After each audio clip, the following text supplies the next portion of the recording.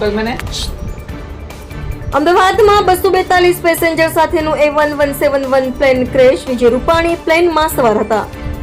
સોના મોતની સંભાવના. સિવિલમાં અફરાતફરી. તમામ ઉચ્ચ અધિકારીઓ ઘટના સ્થળે. રાજ્ય સરકારના તમામ ઉચ્ચ અધિકારીઓ ઘટના સ્થળે પહોંચ્યા. ભાજપના નેતાઓ અને પોલીસ વડા ઘટના સ્થળે પહોંચ્યા. અમિત શાહે મુખ્યમંત્રી ભૂપેન્દ્ર પટેલ, ગૃહ રાજ્યમંત્રી અને પોલીસ કમિશનર સાથે વાત કરી.